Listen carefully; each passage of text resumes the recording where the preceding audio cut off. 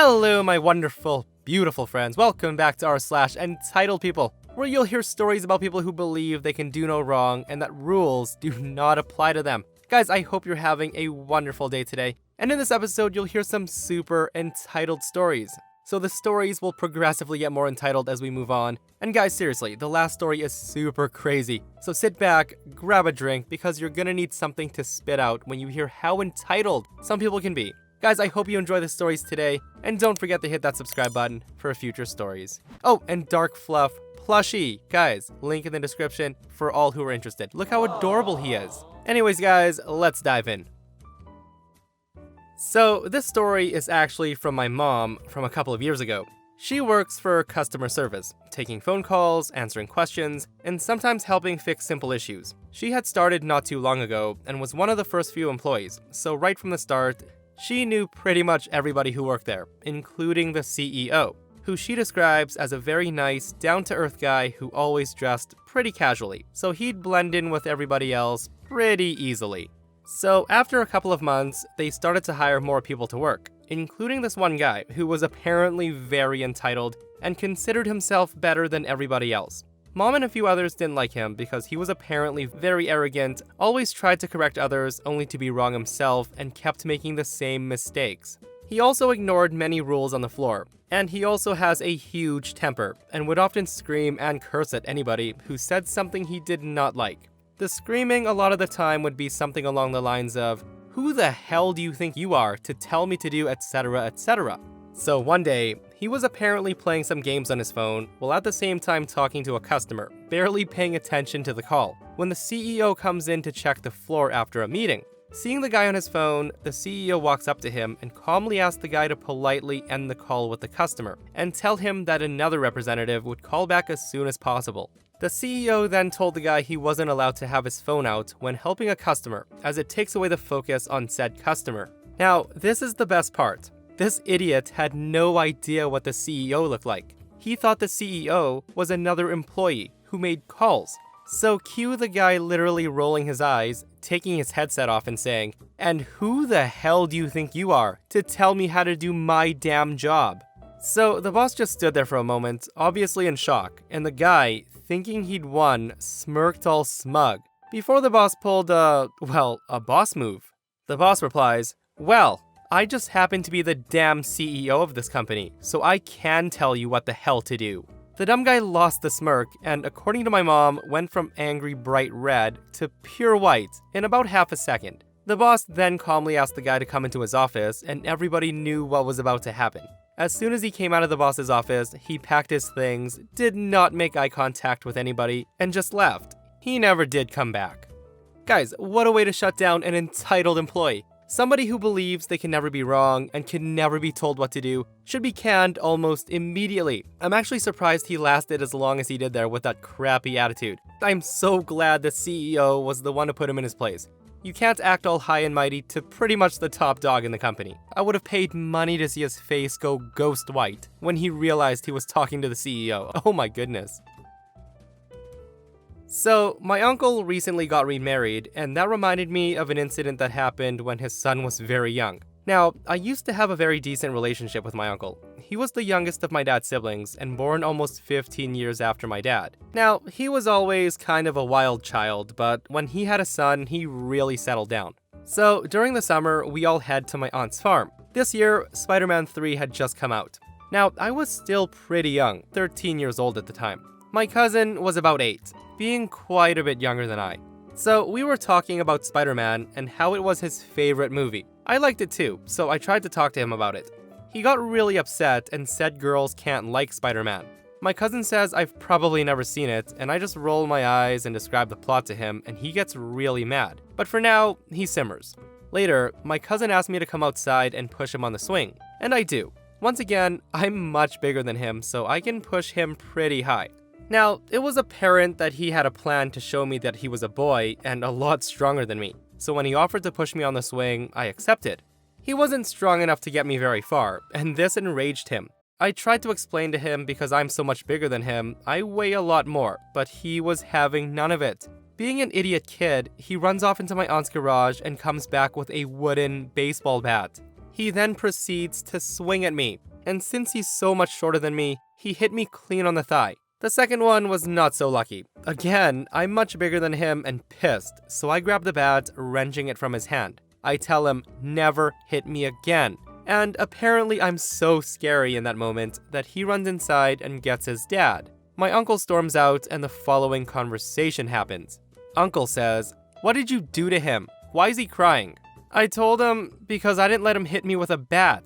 Uncle responds, "And why not? He was just playing. Kids are allowed to play like that." But he hit me with a bat. So not long after that, the rest of my family came down. My dad and uncle talked and we just went about the rest of the night normally, except I was told that I had to stay by my mom. So during the half-hour drive back to our home, my dad was pissed, and he told me that my uncle tried to have me not only just sent home, which meant the whole family would have to leave, but he wanted me banned from any family gathering from there on. The fact that my cousin admitted to everybody exactly what happened, and my uncle saw nothing wrong with it, really bothers me.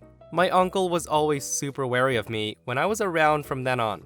So listen guys, you've gotta be some crappy parent to put your kid on such a high pedestal to make him believe that he can't do wrong. The fact that OP was punished when her cousin hit her with a bat is totally outrageous. If that was me, I would have grabbed the bat and given the uncle a few whacks. But uncle, I'm just playing. I'm a kid. We're allowed to play like that. Let me hit you in the leg and then tell me it doesn't freaking hurt.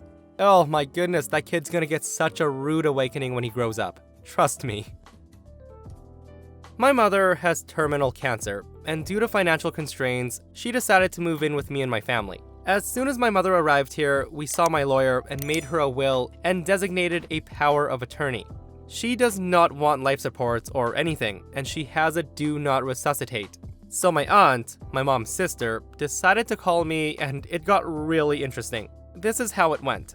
So my aunt calls me and says, "Hi OP, I just wanted to see how your mom's doing because she doesn't tell me anything." I tell my aunt that she's good, same as always. My aunt then says, "Well, have you two discussed her dying wishes?" I told her, yeah, it's all taken care of. We got a lawyer and we wrote up a will. What is it that you need? She then says, "Well, when the time comes, can you call me so I can get a flight to be with her as she passes?" I tell her when time comes, I will definitely notify everybody. Don't you worry. My aunt then says, "Okay, well make sure you do everything you can do so I can be with her." I asked her, "What do you mean, like life support?" She has a do not resuscitate and doesn't want that. But as soon as it's close, I will definitely make phone calls and hopefully everybody can make it. My aunt goes on and then says, "I don't think you understand me. If she's passing, you need to put her on life support so I can be with her. You are power of attorney. And once she's in that state, she won't even know the difference." So at this point, I'm dumbfounded by what she just said and told her, no, that's not how that works. It's already on file with the hospital and doctors. It's signed and legalized. Even if I wanted to, I can't change her do not resuscitate request. So my aunt then says, "You are selfish. You are the most selfish, arrogant human being I've ever met. You have no idea how much I'm suffering. I just want to see your mom one last time." I told her, "You are not suffering and you need to stop. My mother has terminal cancer. She's living in a constant state of pain. You live in your own home, which is now paid off with one of your sons, his girlfriend, and their 3 kids. You're using my mother's home as your home, and you took her benefits for food, and you used it for yourself and your family. You also drove her car for 2 years and never had to pay for anything. She wanted to come here to be with me and my family. She wanted a closer bond with her granddaughter before she dies. She's choosing how she dies and where she wants to be buried." My aunt then responds, "I am recording this conversation and I will use this as proof that you want her dead for the insurance money. The fact that you won't keep her alive is ridiculous. It's murder." Now at this point, I hung up on her before she goes full crazy, like always. I had her on speaker this entire time and my mom listened to the entire conversation. My mother's in shock and began crying because my mother and I always had a rough relationship due to my aunt. And this is where it gets good. So my aunt calls my mom sobbing, and I mean sobbing, and begins to tell her all types of lies about the conversation. My mother quietly listened to all the blatant lies and ended the conversation just like this. She says, "So I was listening this whole time, and you were on speaker. I know everything. It's a shame you caused so much destruction between me and my only child, and for so long. I'm glad that at the end of all this, he still took me in. I've done so much for you, and now I see it's just jealousy because it wasn't all about you. When I die, I do not want you to come to his home. You can be at my burial in Mexico, but do not come here. He doesn't want you here, and he's too kind and empathetic to my disease to tell you no, but I'm going to say no. I'm sorry that this is going to be the last conversation we will ever have." And just like that, my mother hung up and blocked her number. The greatest part of this is my mother said all of this to her while drinking her morning coffee and eating her toast, without skipping a beat. I'm so glad the mom got to give the aunt a good dose of reality before she passed. Cue the mic drop. That's probably going to be in the back of her mind for the rest of her life. Imagine being so entitled that you choose when a person will leave this world. Yikes. So, I'm going to preface this by saying that brevity is not my strong point. I'm sorry. It was hard to know what to include since there's a lot of backstory. If nothing else, writing this felt good because it was a very traumatic time, and getting it off my chest is helpful. Hopefully, nobody thinks that I'm the entitled one. Now, I hope this fits because it's about an entire entitled family.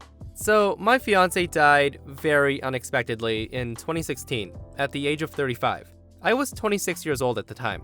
We lived together in a very nice house on a few acres. It was almost an estate. I'd lived there for a couple of years, and he had lived there for most of his life. His grandfather had built the house, and when his grandparents died, the house was willed to their 6 kids, one of whom was his mother. When fiance's mother died, her share was willed to my fiance and his 2 siblings, so fiance was a partial owner of the home. His aunt also lived there. Now, she was mentally unstable, in many ways that I won't get into, except to say that she was a serious hoarder. Consequently, the house was in disrepair. It wasn't fit to be lived in, and could have easily been condemned, but it was a rough time. Please spare your judgment if you can. Fiance and I were in the process of getting an apartment when he died. Since my fiance and his aunt were the only partial owners living there, they paid all the property taxes and the repairs, etc. I also helped too after I moved in. It's not like my fiance and I were just squatting there or something. So a couple of months before my fiance died, his aunt had some health issues that resulted in her being hospitalized. After she left the hospital, she then moved into an apartment close by. And this is where the entitled family, my fiance's aunts, uncles, and cousins swooped in and started to demand that my fiance and I moved out so they could sell the property and split the money. Okay, fine. We were planning on moving anyway. They were really unrealistic about the timeline though. At one point, they insisted that since we were low income, all we needed to do was contact the government, and apparently, the government would just give us a small house and some land.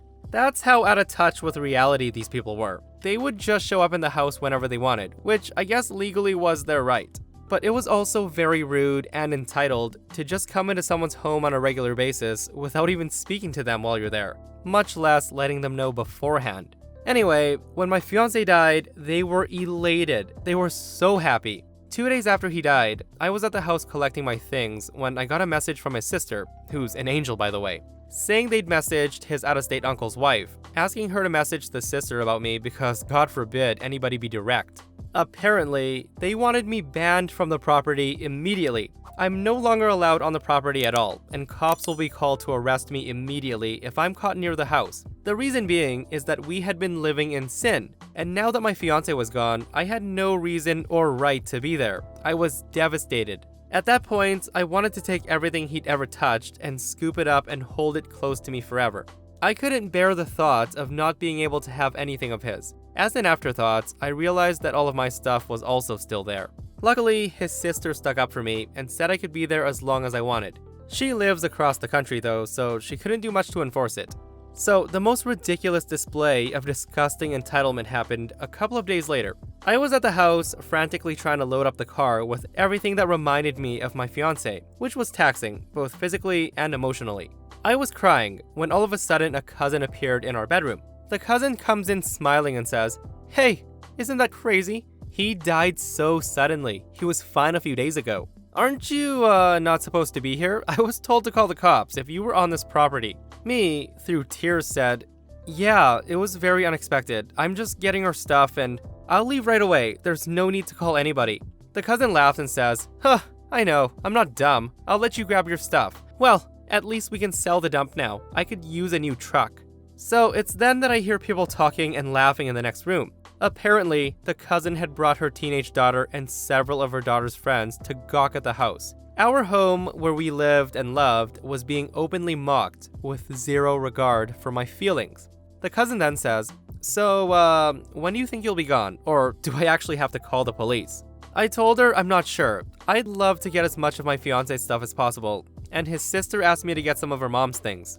It was at this point she starts to frown and says, "Well, I guess I'll have to talk to his sister about that. Their mom is the reason this place is so run down, you know." She then laughs again and says, "I don't see why the sister would want any of this garbage." Now, I want to note that this is blatantly false, as the house had been in pristine condition until my fiance's mother died. And the aunt's hoarding worsened to the point where my fiance could not keep up with it. Also, there was plenty of keepsakes and heirlooms that were not at all garbage. I'm sort of dumbfounded by this whole exchange and way too emotionally drained to deal with it, so I just get back to doing what I was doing. Later that night, cousin's sister messaged me asking what I'd done with aunt's box of plastic horses. Apparently she wanted them back immediately, and of course, I hadn't taken it. Why would I want a box of plastic horses? So after that, they got more aggressive about me not being there because there was a plastic horse thief. My fiance was an artist by trade, and they started throwing away all of his drawings and taking some of the more valuable figurines he had. The last day I was there, my mom went with me. After getting the last of what I could, I just wanted to walk around the house one last time and sort of say goodbye to the place we'd spent so much time together in. A place that I'd never be in again. And of course, the family shows up. They threatened to call police, and my mom tried to calmly explain that I would be out soon and would not return. She tried to appeal to their sense of humanity by explaining how traumatized I was from his death, and how I just needed this for some closure. But fiance's aunt got right in her face and lectured her about how my fiance was in hell, and I would be going there too. Then my mom, who somehow managed to not knock her teeth out, reminded her that fiance's sister told me I could be there. So the aunt responds by calling the police to have me forcibly removed. We never did see the police, as we left before they arrived. And now, that's my final memory of the place where the most amazing man I've ever known taught me how to love. So guys, I'm actually speechless.